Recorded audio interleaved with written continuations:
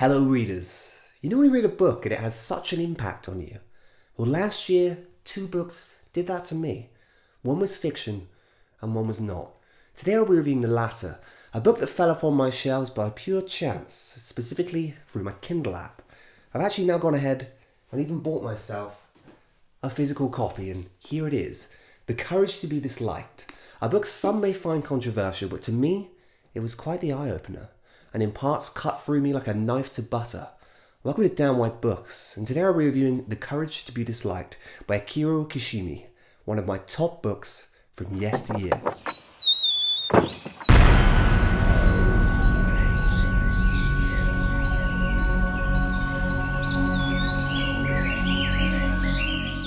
Written from the stance of a wise philosopher and a young adult, The Courage to be Disliked details 5 nights of debate between student and philosopher. It is written as a continuous dialogue. The student speaks of his issue, and the philosopher responds, often to strong objection. The topic here is neither really psychology or philosophy, if I'm honest, but a marrying of both. The book talks extensively of the work of Alfred Adler, a famous psychologist whose school of psychology is often undermined by the likes of Sigmund Freud and Carl Jung. If you are like me, you've probably never heard of Alfred Adler, and if you were to read this book, you may hate him. For some of his ideas are like taking down a strong shot of vinegar. That is to say, they are hard to swallow. If you'd have handed this book to me a year and a half ago, or worse still, if you were to have attempted to explain to me the ideas within these pages, you'd have gotten no good response. In fact, you'd have probably got the, "you don't understand me, you don't know how I'm feeling" line. You may have guessed the past couple of years have been rough, but I'm glad to say that's in the past and it grows further each day. But the ideas contained within this book were at first to shock me. But through the calm and the patience of the teacher, slowly you are convinced and start to see their validity. Whereas Freudian psychology, that is to say the work of the most famous psychologist Sigmund Freud, focuses on etiology, Alfred Adler rejects this notion and instead focuses on teleology. Now let me explain what this means. It is at the crux of this book and is quite a hard concept to grasp by hearing those 2 words alone. Put simply, etiology is a study of causes and causation.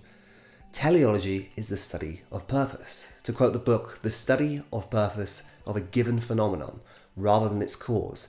So instead of saying, I behave this way because of a cause, i.e. something that happened in the past, etiology states, I behave this way to fulfill a purpose. And there comes the controversy.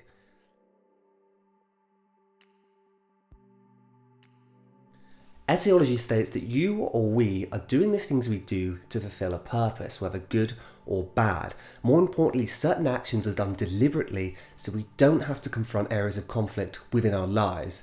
Reading this at first was a hard pill to swallow, but this idea is introduced perhaps only 20 pages in, and the book gives plenty of reason to convince you going forward. I'm not saying I'm wholly convinced, I'm not saying I'm a complete follower, but I am aware and very, very curious about this type of thinking. With so many branches of psychiatry saying one thing, it was refreshing to hear another opinion coming from a completely different stance. Ultimately, I won't be able to convince you here. Perhaps this book won't be able to either. But if you're on a journey like me and you're looking for answers, it's worth understanding every argument so you can better find out, for 1, who you are, and 2, why it is you may behave in certain ways. This book, if anything, was a beautiful debate.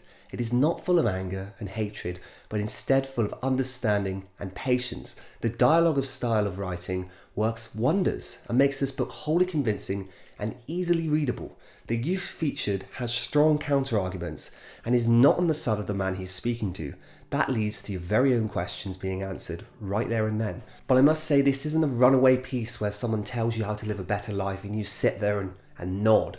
It is instead a debate where one point is put forward, then dissected by the other speaker. I mean, honestly, if people could talk like this in real life, I sense we'd have a better understanding of one another's thoughts and ideas. The teacher is there to be told wrong, and you will happily accept it if he is, and I sense that is something lacking in this modern world. How can we learn from one another if we are completely unwilling to listen to someone's view and calmly respond as to why we believe it is right or wrong? Most debates turn into a barrage of insults and hurt feelings, and maybe that's why this book feels so refreshing. It is controversial at first, but it's also convincing if you are willing to listen. So this is a hard book to review on this channel. It's a non-fiction piece, and put simply, a debate about trauma psychology and the way one perceives the world around them and the thoughts concerning it. It's hard to glam up. But if you've come this far, I'd at least recommend you put this book on your shelf and during some point, pick it up and start reading. Life lies are another prominent thing mentioned throughout these pages, essentially false beliefs people convince themselves to avoid taking responsibility for areas lacking or failing in their life. Don't give me an excuse for not attempting to read this book, and neither give yourself one. And if you're scared, perhaps think why. Take the time, read a few pages, see how you feel about it. I would encourage people to read this because it did have quite an impact on me, and I really enjoyed this. So to conclude, there are many ideas that I've not touched upon in this review. You know, this book, we're talking, it's a 200-page book. It is quite easy reading. You know, the text isn't that small. It's not too bad. But there are many ideas, you know, in this book that have certainly touched me in a certain way, and I'm hoping it shows in the review. We've got the notions of happiness, the feelings of being a worthwhile part in society, the courage it takes to change. But if anything, I'd hope this book could offer something different, a way of thinking that you'd never conceived. It certainly pings in my mind from time to time when I'm thinking certain thoughts that I used to. It is a different way of thinking, and it is, as I've said before, very, very refreshing. With that in mind, The Courage to Be Disliked scores a 95 out of 100. One of my favourite books of last year. I believe it came out the year before, I'm not too sure, or maybe last year. But yes, certainly one of the best books I've read last year, and I'd wish it on any reader's shelf. If you'd like to buy this book, have a look below. There will be a link where you can purchase it. And I thank you very much for taking the time to watch this video. I wish you all the best, and I hope to see you here next week, where I'll be reviewing a classic in the early science fiction genre, which I've actually finished reading now, so I'll be writing that review later. If you'd like to take a guess at what that is, I mean, it is finished now. You can head over to my Goodreads account. There is a link below in the description as well. And if you did like this review, have a look at the others, see if you like them, and, you know, maybe you'll subscribe. Who knows? But until next time, happy reading and goodbye.